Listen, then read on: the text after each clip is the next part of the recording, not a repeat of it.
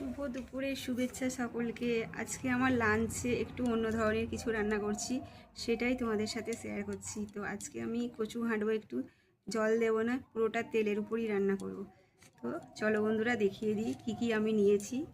এই যে এখানে কচুটাকে কুড়ে নিয়েছি, তারপরে পেঁয়াজ একটু বেশি করেই দিতে হবে, টমেটো নিয়েছি, লেবু নিয়েছি কারণ কচু গালে লাগে তার জন্য লেবু নিয়েছি, আর এখানে নিয়েছি এই যে আদা, চিনি, রসুন, কাঁচা লঙ্কা, কালো জিরে, হলুদ, নুন।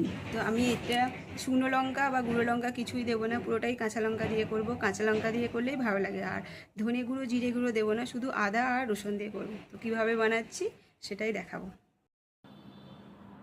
কড়াই তেল গরম হয়ে গেছে, তার উপরে কালো জিরে দিয়েছি, শুধুই কালো জিরে দেবো, আর কোনো কিছু দেবো না।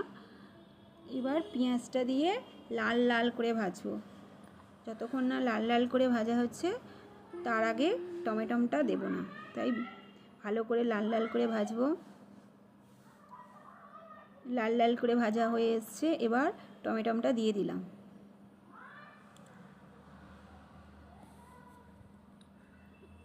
টমেটোটা দিয়েও ভালো করে ভাজবো।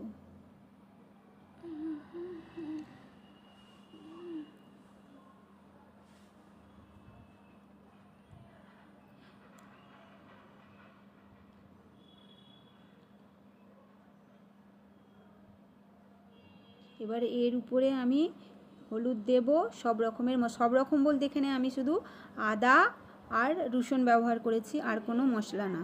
দিয়ে ভালো করে কষিয়ে নেব অনেকক্ষণ ধরে। কষিয়ে কষিয়ে পুরো তেল ছেড়ে এসছেন দেখুন। এইবার আমি কচুটা যে কুড়িয়ে রেখেছিলাম সেই কচু কোড়াটা ওর মধ্যে দিয়ে দেব।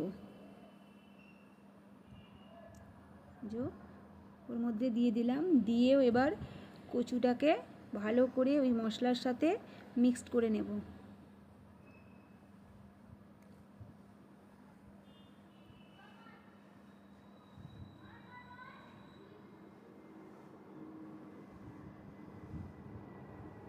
ভালো করে কষিয়ে কষিয়ে কষিয়ে কষিয়ে দেখুন বন্ধুরা কালারটা কেমন চেঞ্জ হয়ে গেছে।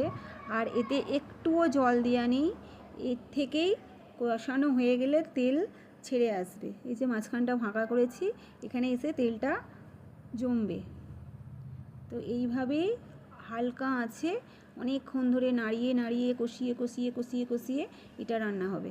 আর নামাবার একটু আগে একটু পাতিলেবুর রস দেবো, কারণ কচু তো গালে লাগে অনেক সময়, তো সেটা যাতে না হয় তার জন্যই এই লেবুর রসটা অল্প করে উপর দিয়ে ছড়িয়ে দিলাম।